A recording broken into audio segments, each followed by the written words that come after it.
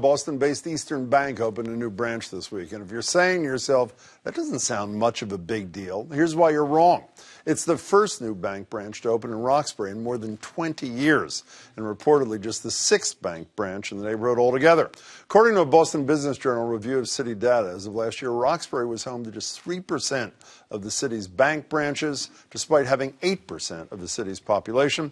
I'm joined now by Bob Rivers. Bob is the chair and CEO of Eastern Bank. Good to see you, Bob. Good to see you, Jim. Colette Phillips, a diversity activist, CEO of Colette Phillips Communications, cleverly named, I should say, and a member of Eastern's Board of Trustees. Colette, it's great to see you, too. And by the way, both on Boston Magazine's Most 100 Powerful, Influential, whatever's in Boston. Why'd you open this branch? Well, it's very consistent, Jim, with what we've done in the past, opening in branches in communities that need us as opposed to those that don't. So you go back to Chelsea in 08, first in 20 years. We now have two in Lawrence. The first one was the first in 20 years. So our opening in Roxbury Crossing fits that pattern. But is it good business, or is it, I mean, most people know about your bank, you've got a social conscience. Is this because it's the right thing to do, or because it's good for the bottom line? It's really both right and smart, Jim. I mean, it's certainly from providing more access to banking services to communities that don't have enough of those kinds of things. Really, anything is the right thing to do. But competitively, you said the statistics. I mean, 8% of City of Boston's population is in Roxbury, but only 3% of the banks are. That's a competitive opportunity. But let me add another statistic that I assume would be of concern to someone like you. This is median incomes in 2015, according to the Boston Planning and Development Agency.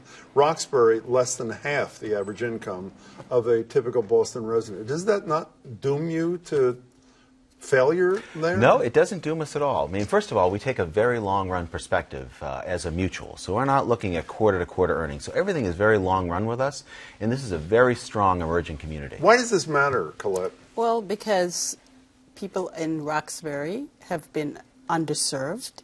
They're unbanked and overlooked and untapped. And that is why if you drive up and down Blue Hill Ave, you see all these cash-checking storefronts. So this is a great thing for the community. Are you buying the line from Bob Rivers here that it's good business, not just good social policy? It is good business. As a matter of fact, there is a past bank where their branch in Mattapan was the most profitable branch in all of Boston. Yeah, but so if you both are saying the same thing, and I assume you believe it, then why, I mean, he's smart, but he's not that much smarter than other bankers. Why has it been 20 years since somebody moved in and said, this is a great opportunity, there's a huge hole here, plus it's a great thing to do for the people of Roxbury? Why did it take so long? Because I think people buy into the narrative, the stereotype that there isn't money to be made in certain neighborhoods. Is racism part of the reason why there hasn't been a bank there, a branch in 20 years? I absolutely believe so. You know, let's talk about what you can fix in addition to this bank desert. Obviously, it would be less of a desert. Yeah. A Boston City Resilience report said black Bostonians denied home loans at 3 times the rate of similarly situated whites. Does having a bank branch in the community help address that, or does it not make a difference? It certainly helps address that and many other, in terms of just better understanding the community, knowing different aspects of it when you're in it. Physical proximity matters. Physical proximity, it's not the building, it's really the people in the building, the people around the building. And so personal relationships with No them. question, and we spend a lot of time there. I mean, personally, I'm the chair and proud to say of the Dimmock Community Health Center, and that's the board in which I've served the longest of any other since I've been back in Boston. You know, the other statistic, Bob, that I think blew everybody away who hadn't known it before in the Globe Spotlight series, the 7-part series, they pulled up something about median net worth in the Boston area, everybody who saw this said there's got to be a typo.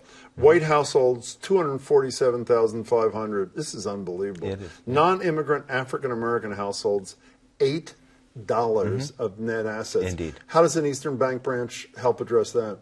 Well, again, it gives us greater connections and understanding of the community. One of the things we've done in the past year is we launched a new foundation. We have the Eastern Bank Charitable Foundation, to which we give 10% of our net income every year. And that does a lot of good work to a lot of communities, including Roxbury. We've given over $1.5 million in the last 5 years. To what kind of organizations? All kinds of organizations, all kinds of needs, from basic food, clothing, shelter, workforce development, etc. But we set up a new foundation with $10 million called the Foundation for Business Equity. And really what that's focused on is communities like Roxbury, focused on scaling Black and Latino businesses specifically to help create more wealth in those communities, not only for the principals and business owners, but more jobs with life-sustaining wages in communities that really need them. You know, Colette, we talk a good game in this city, probably better than anywhere. There's not much walking the walk. Does a move like Eastern Bank's, I assume this is part of why you're as happy as you appear to be, I am. does it embarrass, you may not use this verb, but I will, other banks and investors to follow the Eastern Bank route there, or is this a one-and-done kind of I thing? think Bob has always been someone who leads by example.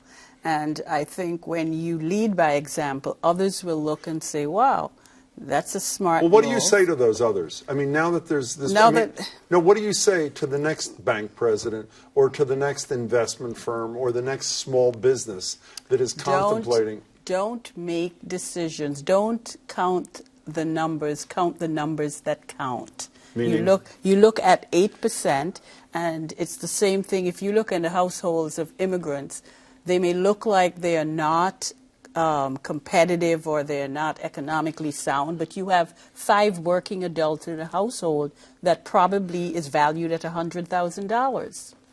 So this is not to belittle a private sector act like you are engaged in. My view is there's only so much that banks and others can do, that government has to play a role too. And virtually every government leader, again, says the right thing. What we saw in the Spotlight series about what happened in the Seaport, huge opportunity, essentially building a new city, and it's essentially a white city with white residents. And so what should government do to help advance what you two and others are trying to do in Roxbury that they're not doing? You know, I think government does a lot. I mean, certainly government can provide guidance, incentives, both carrot and stick to make things happen. Like what? Certain incentives, particularly in the Seaport right now, in terms of bids that are coming out requiring minority participation, much like they've done at Massport. Tom McGlynn there has led that effort with Dwayne Jackson and others and really drove change. Just enough of that didn't happen with respect to other developments in the Seaport. But that's beginning to change, Jim. You can see the activity, the intentionality in government, in the nonprofit sector, and in the private sector. I want to stay in Roxbury, though, for the last minute. What should government do that it isn't doing to make sure that efforts like this are successful and grow? I think what they should do is partner with smart businesses like Eastern Bank. Like how? What do they do? Well, right now the mayor is working with the Chamber of Commerce and Eastern Bank on this Boston business impact and business equity. And you think there's there? It's not just rhetorical flourish. No, I think it is real, and I think that the mayor and Jim Rooney want to see this work. Yes. Great. I wish you luck. It's great you're doing it, Jim, Bob. thanks. It's great Appreciate to see it. you. Great to see you, too. Colette, as Appreciate it. always, thanks so much. Always. Pleasure. See you soon.